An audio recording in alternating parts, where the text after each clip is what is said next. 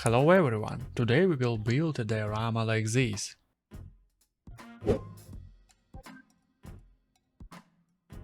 First of all, as always, we need my favorite material. Of course I am talking about blue foam. This time I decided to make a diorama of an unusual shape, similar to the diorama with the Sherman tank. The link to that video you can see in the upper right corner of your screen.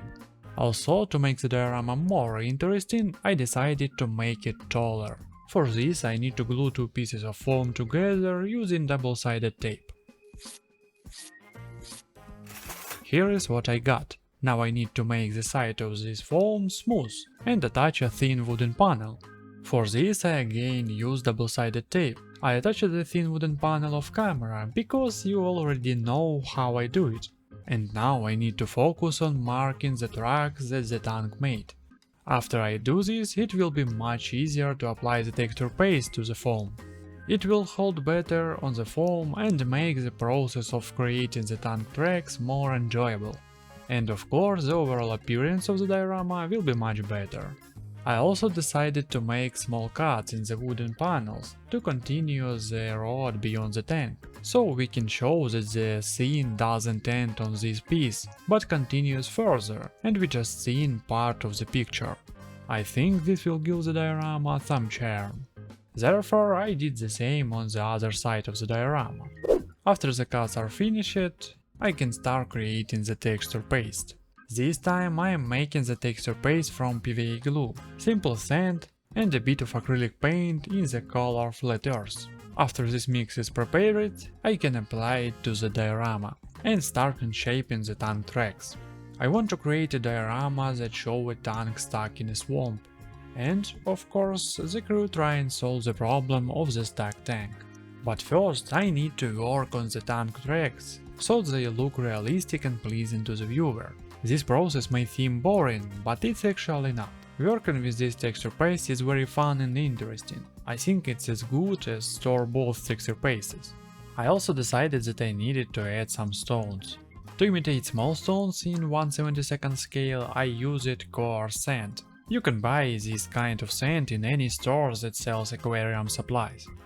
Also, to ensure the tracks on the diorama match the tank and look realistic, I placed my tank on the diorama and carefully shaped the tracks without getting the tank dirty with texture paste.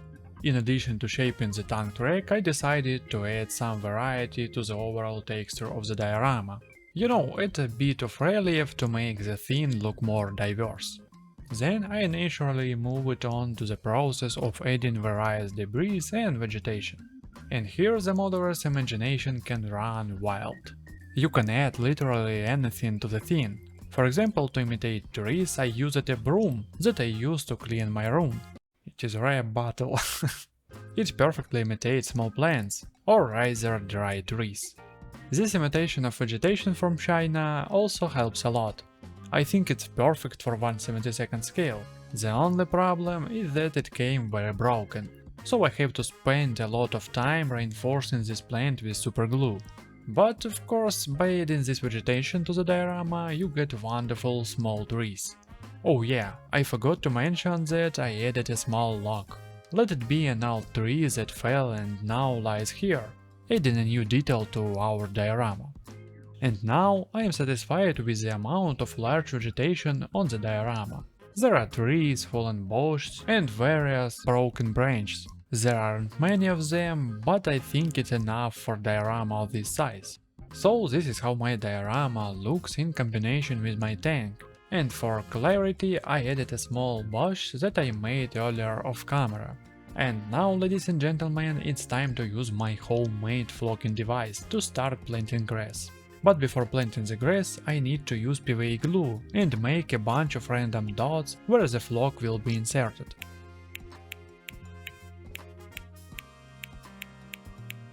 It turned out great.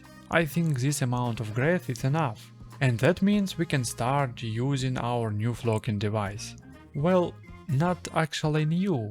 It used to be a stun gun, but after a little modification, I turned it into a flocking device. And as you can see, the grass is inserting very well. Here is what I got after planting this grass. I think it looked cool, and now we need to pay attention to our trees. I decided to use this crumb made from an ordinary kitchen sponge, and this very crumb will imitate leaves on our small trees.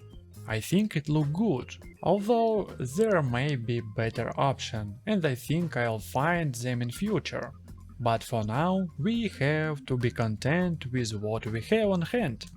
I also decided to add a few small fir trees. Recently I bought stabilized moss, and these moss look very much like fir trees. You know, like small fir trees. So I decided to add it to my diorama. Of course, if it were 1/35 scale diorama, the fir tree would look like much better. But even on this diorama, they perform their role quite well. And now, ladies and gentlemen, we are moving to the most interesting part, naturally painting. At first I pay attention to priming, as usual. It is important to prime your diorama completely, because in this way you connect all its elements into a single whole.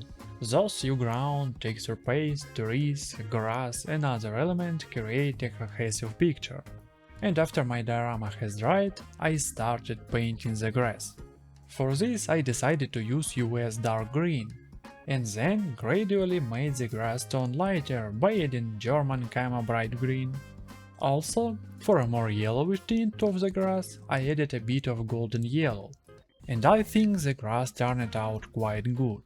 So I can switch my attention to other details of the diorama. I mean, I need to take care of the trees and various bushes on the diorama. First, I paint the leaf of these trees and bushes green. Then I applied a bit light color using the same colors as for painting the grass. And that's literally all that's needed for these leaves. It turned out something like this. It looked good, or at least I am satisfied.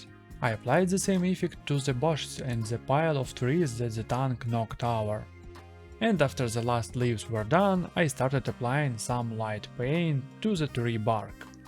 I think this diversifies the look of the tree and makes them more expressive. Then, using the dry brush method, I diversified the color of the log a bit. Not much is needed because this log should be a bit dusty, but not very dirty. I used the same color and dry brush method to diversify the color of the ground. As you can see, I am not too fussy about it. Just applied light paint to the places where I think the ground texture needs to be diversified. This process is quite laborious and lengthy, but the result is worth the time spent, and I think this result is quite decent.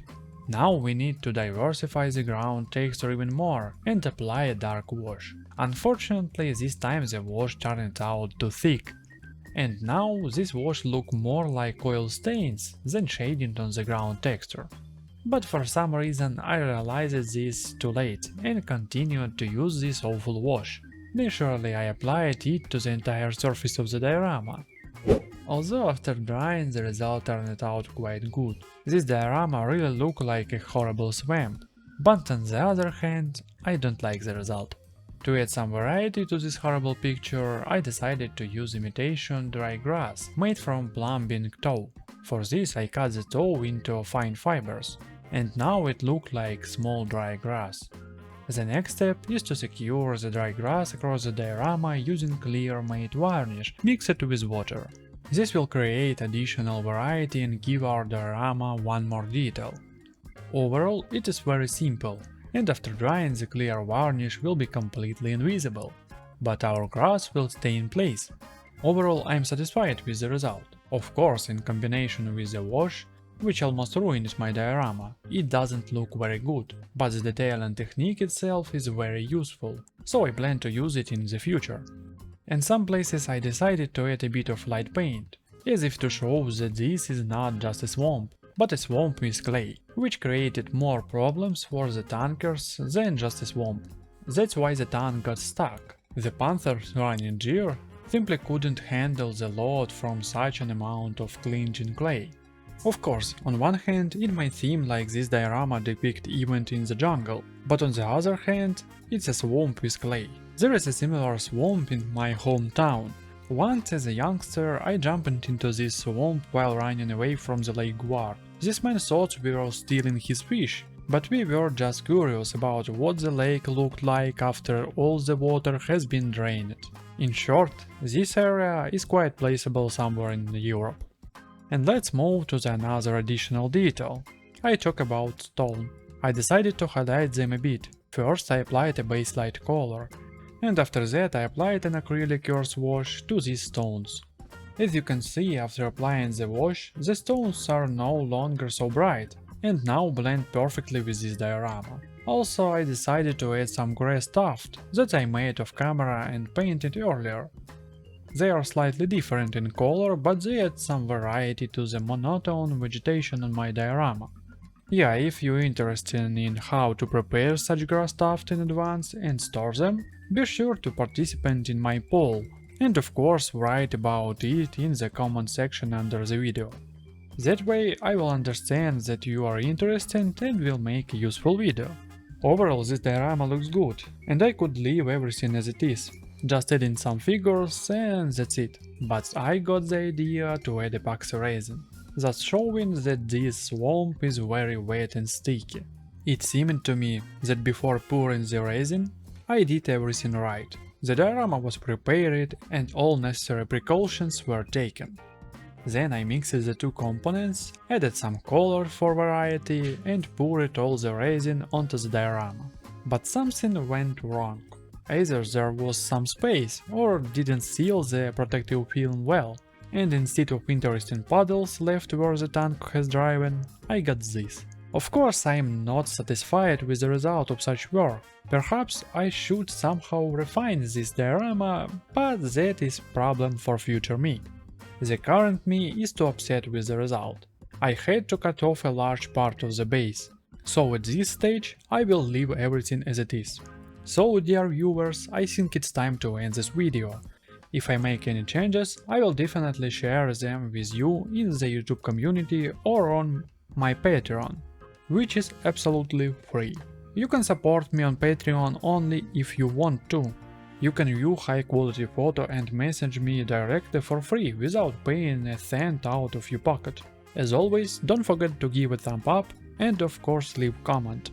This is the only thing that helps small channels like mine to grow up and get better. On this note, I say goodbye to you. As always, this was No Quality, respect and support each other, and live life while you have the opportunity. Because work can not only pause your life, but completely destroy it. Peaceful skies to you and bye bye.